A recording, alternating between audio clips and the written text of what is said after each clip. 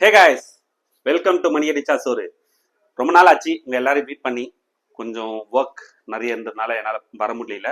இதுக்கப்புறம் ரெகுலராக மீட் பண்ணுவோம். ஸோ இன்னைக்கு நம்ம பார்க்க போகிற ரெசிபி என்னன்னா, ரொம்ப சின்ன பசங்களுக்குலாம் ரொம்ப ரொம்ப ரொம்ப ஃபேவரட்டான மார்ஷ்மெலோஸ். இந்த மார்ஷ்மெலோஸ் யூஸ்வலாகவே பார்த்தீங்கன்னா நம்ம எதனா ஊட்டி கொடைக்கானல் இந்த மாதிரி போகும்போது என்ன பெரிய சூப்பர் மார்க்கெட் போகும்போது நம்ம வாங்கி கொடுத்துருப்போம். பட் இது ரொம்பவும் ஈஸியான ஒரு ரெசிபி, ரொம்ப ரொம்ப ஈஸி செய்யறது. பொருளும் சரி, ரொம்ப இன்கிரீடியன்ட் கம்மி, செய்யறது ரொம்ப ஈஸி. அது எல்லாருமே வெளியே வாங்கி கொடுத்துருப்போம். இப்போ இது எப்படி ஈஸியா வீட்லயே செய்யலாம், குழந்தைங்களுக்கு எப்படி செஞ்சு கொடுக்கலாம் அப்படின்னு பார்த்துடலாம் வாங்க. அடுத்து ஒரு 2-3 ரெசிபி உங்களுக்கு பேக்கிங் சம்பந்தப்பட்டது, இந்த மாதிரி ரெசிபிஸ் தான் செய்ய போறேன். அதுக்கு மேஜரா நம்ம தெரிஞ்சுக்க வேண்டியது என்னன்னா, இந்த கப் மெஷர்மெண்ட்ஸ். இந்த கப்ஸ் பார்த்தீங்கன்னா எல்லாருமே வீட்லயே வாங்கி வைக்கலாம், எல்லாத்துக்குமே யூஸ் ஆகும். இல்லை என்னன்னா, ஒரு கப், இது வந்து 1/2 கப், இது 1/4 கப், இது 1 டேபிள் ஸ்பூன். டீஸ்பூன் வேற, டேபிள் ஸ்பூன் வேற. ஸோ இந்த மெஷர்மெண்ட்ஸ் தெரிஞ்சா இது ரொம்ப ஈஸியா செய்யலாம். ஃபர்ஸ்ட் என்ன பண்ணணும்னா, இந்த மார்ஷ்மெலோ செய்யறதுக்கு நம்ம ஒரு பவுடர் ரெடி பண்ணணும். மார்ஷ்மெலோஸ் மேல பாத்தீங்கன்னா ஒரு ஒயிட் கோட்டிங் இருக்கும் தெரியுமா, இதை ரெடி பண்ணணும். இதை எப்படி ரெடி பண்ணிடலாம், அடுத்த ப்ராசஸ் என்ன, இதுக்கு ஃபர்ஸ்ட் பேசிக்கான இன்கிரீடியன்ஸ் எல்லாம் எடுத்து வச்சிடலாம் வாங்க. பாத்தீங்கன்னா இது வந்து 1/4 கப் சுகர், கரெக்டா பிளாட்டா வச்சிருக்கேன் பாருங்க. 1/4 கப் சுகர், 1/4 கப் கார்ன்ஃபிளவர் மாவு, ரெண்டுமே ஈக்குவல் போர்ஷன்ல போட்டு நல்லா ஃபைன் பவுடரா அரைச்சி எடுத்துட்டு ஸ்லீவ் பண்ணி எடுத்துக்கணும். ஸ்லீவ் பண்றதுனா ஜலிச்சு எடுத்துக்கணும். இப்ப பாருங்க, இதை நல்லா ஃபைன் பவுடர் அரைச்சாச்சு. இதை நல்லா ஸ்லீவ் பண்ணி, அதாவது ஜலிச்சு எடுத்துக்கலாம்.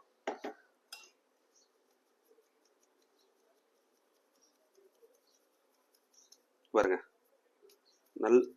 நல்லா ஸ்லீவ் பண்ணியாச்சு. அவ்வளோதான். பாருங்க, இந்த பவுடர் எடுத்து வச்சாச்சு.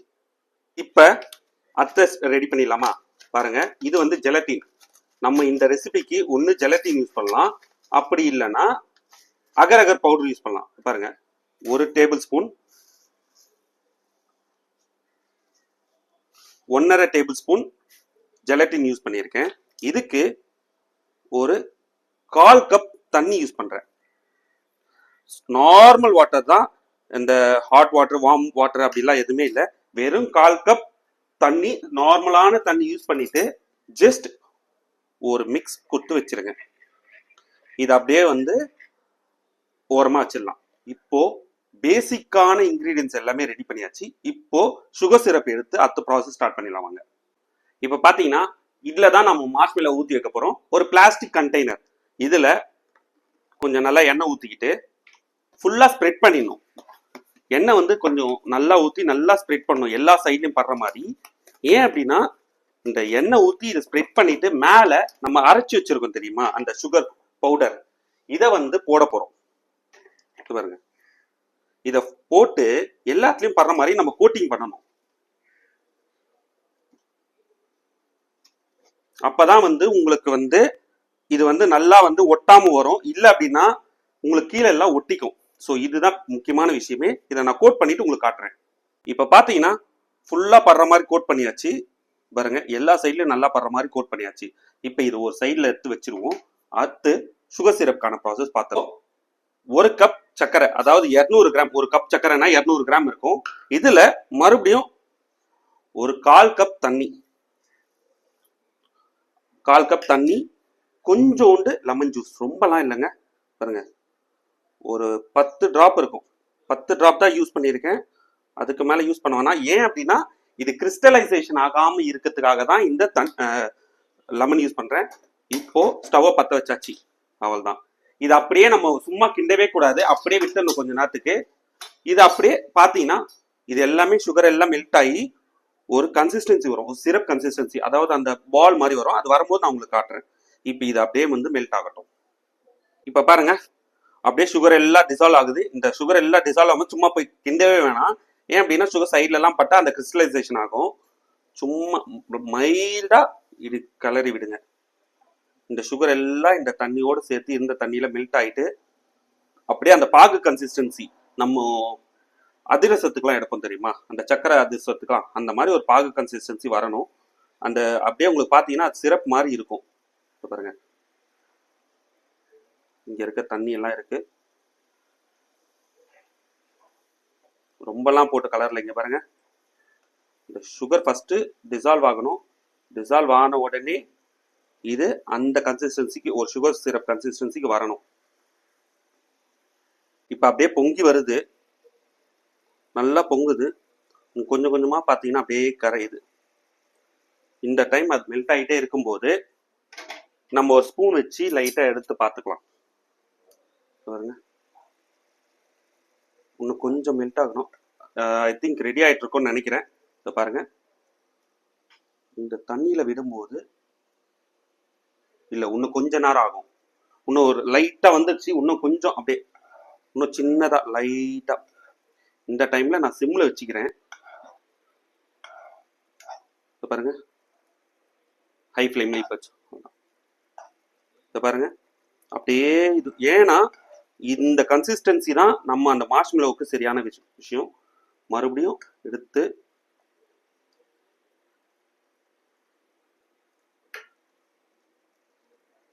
இதுல இன்னும் இன்னும் கரெக்டா பாத்தீங்கன்னா இதை பாருங்க சேருது. இன்னும் அந்த அளவுக்கு கரெக்டா சேரல, கொஞ்சம் இதுவாகுது. அப்படியே இருக்கட்டும், அதே ஹை ஃப்ளேம்லயே வச்சு இன்னும் கரெக்டா 20 செகண்ட்ஸ் கரெக்டா கூடிடும். உங்களுக்கு பார்த்தாலே தெரியும், அந்த சிரப் மாதிரி தெரியும்.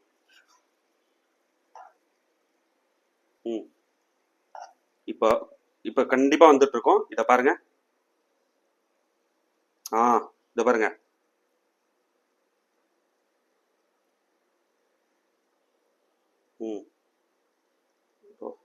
கரெக்டா வருது பாருங்க. இந்த டைம்ல ஸ்டவ் ஆஃப் பண்ணிடுங்க, அவ்வளவுதான். இமிடியேட்டா ஸ்டவ் ஆஃப் பண்ணிட்டு உடனே நம்ம விப்பிங் பண்ண ஆரம்பிச்சிடலாம். இப்ப பாருங்க, மிஷினை ஃபர்ஸ்ட் ஸ்பீட்ல வச்சுட்டு ஆல்ரெடி ஜெலட்டின் போட்டுருக்காரு. இப்ப பொறுமையா ஊத்துமா ஊத்திடு.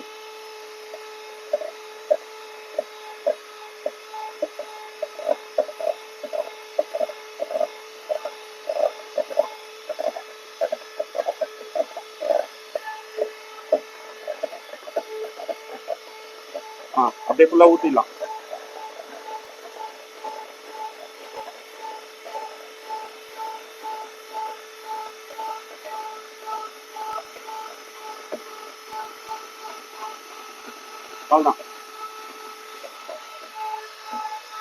அவ்வளவுதாங்க.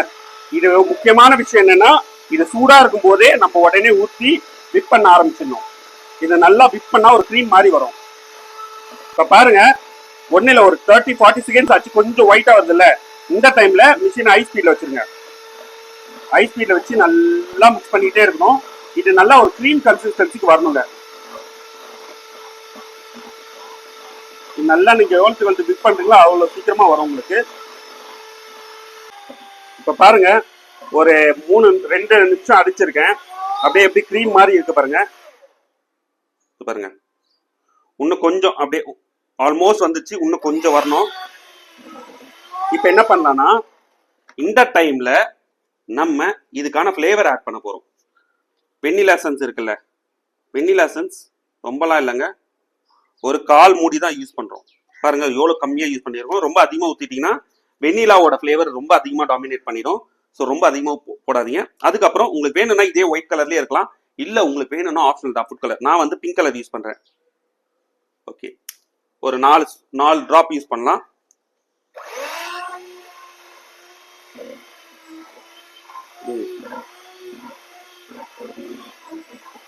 நான் முக்கியமா எங்க வீட்டுல இருக்க பசங்களுக்காக தான் செய்யறதுனால அவங்களுக்கு மோஸ்ட்லி ஒயிட் கலர் இதுல விட பிங்க் கலர் ரொம்ப அதிகமா பிடிக்கும்.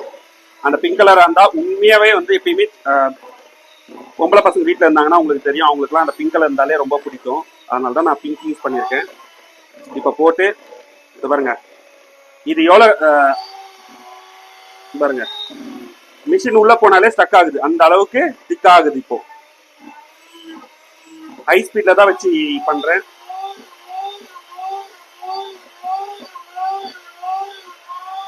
அவ்வளவுதாங்க,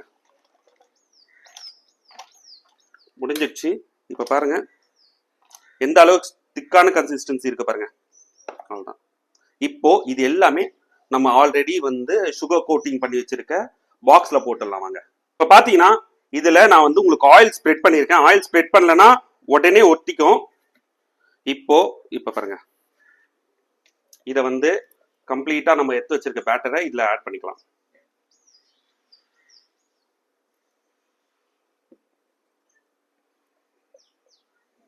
இது ஏன் ஒட்டும் அப்படின்னா கம்ப்ளீட்டாவே சுகர்ல பேஸ் பண்ணது.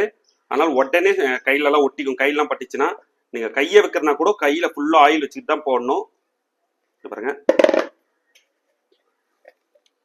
இல்ல நான் ஆல்ரெடி ஆயில் ஸ்ப்ரெட் பண்ணிட்டேன். அதனால இந்த ஸ்பேச்சுலால சரி கொஞ்சம் ஒட்டலை. பாருங்க, கையிலயும் எண்ணெய் இருக்கு, இருந்தாலும் பின்பக்கம்லாம் படும்போது இப்படி ஒட்டுது பாருங்க.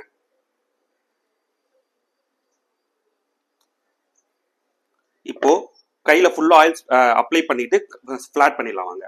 இப்ப பாருங்க, கையில ஃபுல்லா ஆயில் இது பண்ணிட்டேன். ஆயில் அப்ளை பண்ணிட்டு லைட்டா ஆயில் இல்லைனாலுமே ஒட்டுது பாருங்க. அவ்வளவுதான், இது ஃபிளாட் ஆயிடுச்சா? இப்போ இது ஒரு 4 to 6 hours அப்படியே வச்சிடணுங்க. அதுக்கப்புறம் எடுத்து நம்ம வந்து ஸ்லைஸ் பண்ணிடலாம் வாங்க. அவ்வளவுதான் பாருங்க, ரெடி ஆயிடுச்சு. இது நம்ம எல்லாமே ஊற்றியாச்சு. ஒண்ணுமே இல்லைங்க, 1 கப் சுகர், அதாவது 200 கிராம் சுகர் யூஸ் பண்ணியிருக்கோம். இது பார்த்தீங்கன்னா ஆல்மோஸ்ட் பாருங்க எவ்வளோ வந்திருக்குன்ட்டு. பாருங்க, இந்த 1/2 litre 1/2 kg box, sweet box இதில் தான் போட்டிருக்கேன். இது ஃபுல்லாக வந்திருக்கு.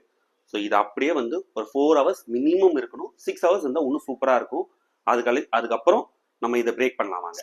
ஹாய், இப்போ பார்த்தீங்கன்னா 4 hours ஆயிடுச்சு, நல்லா செட் ஆயிடுச்சு. இப்போ பாருங்க, இப்போ நம்ம இது மேலே நம்ம எடுத்து வச்சிருக்க சுகர் கோட் இருக்குல்ல, சுகரை வந்து லைட்டாக கோட் பண்ணிக்கணும்.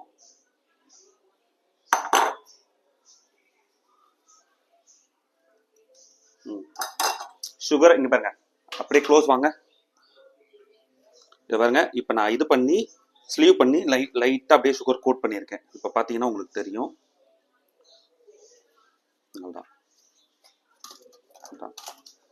இது பாருங்க, சுகர் கோட் பண்ணியாச்சு. இப்போ பொறுமையா நம்ம சைட்லாம் பிரிச்சு விடணும். பிரிச்சு விட்டு இது பாருங்க, அவ்வளவுதாங்க. எப்படி வந்துச்சு பாருங்க. இப்போ நம்ம நைஃப்ல லைட்டா ஆயில் அப்ளை பண்ணி இந்த சுகர் கோட் பவுடர் இருக்குல்ல, இதை அப்ளை பண்ணிட்டு இதை அப்படியே ஃபைனா பீசஸ் போட்டுடலாம். இதை பாருங்க, உங்களுக்கு தெரியும். இங்க பாருங்க எப்படி இருக்கு, எவ்வளோ எலாஸ்டிக்கா இருக்கு. சூப்பரா ரெடி ஆயிடுச்சு. இப்போ இதை பீஸ் போட்டுடலாம் வாங்க. பாருங்க, கோட் பண்ணியாச்சு. அப்படியே பொறுமையா கட் பண்ணலாம்.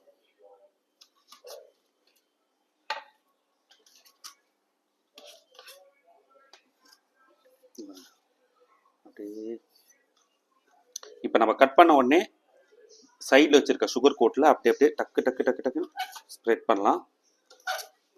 இதை பாருங்க, இப்போ நம்ம எடுத்து வச்சிருக்க மிச்ச பவுடர் இருக்குல்ல, அதெல்லாம் இதில் அப்படியே போட்டுடலாம். எல்லாத்தையும் போட்டு சும்மா ஒரு சுற்றி விட்டுடலாம். இதுக்கப்புறம் மறுபடியும்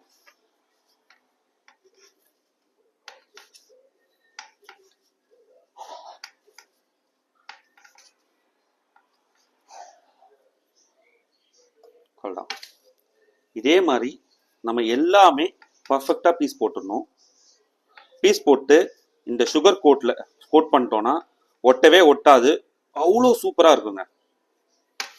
இதை என்ன பண்ணணும்னா, ஆனா என்னன்னா சுகர் கோட்ல போட்டு நல்லா அந்த சுகர் கோட் டஸ்ட்டை வந்து ஒரு வாட்டி ஸ்ப்ளிட் பண்ணி எடுத்துடணும்.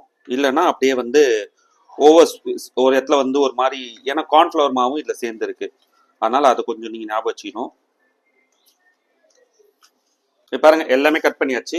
நல்லா இந்த சுகர் கோட்ல படுற மாதிரி, ஏன்னா இது வந்து இல்லைன்னா இந்த சுகர் கோட் சரியா படலைன்னா அப்படியே ஸ்டிக் ஆன் ஆகும்.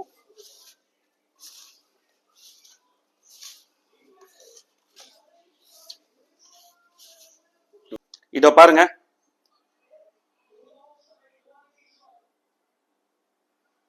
எவ்வளவு சாஃப்டா இருக்கு பாருங்க. இப்ப டேஸ்ட் பண்ணிட்டு எப்படி இருக்குன்னு சொல்லிடலாம் வாங்க. ஹாய் காய்ஸ், மார்ஷ்மெலோஸ் ரெடி ஆயிடுச்சு. இங்க பாருங்க எவ்வளவு சாஃப்டா இருக்கு பாருங்க. அதே ரப்பர் மாதிரி இருக்கு, இந்த கடைங்களில் வாங்குவோம்ல இந்த மாதிரி. இப்ப அம்மா கிட்ட கொடுத்து டேஸ்ட் பண்ணிடலாம்.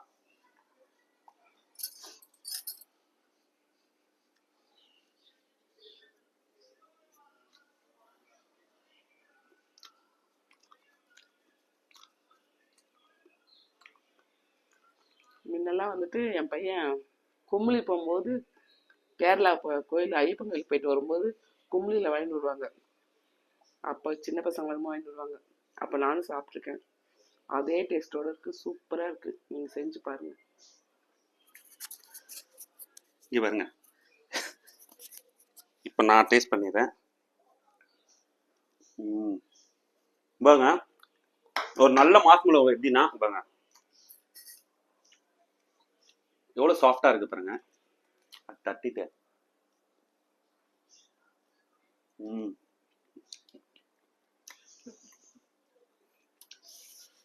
அல்டிமேட்டா இருக்கு.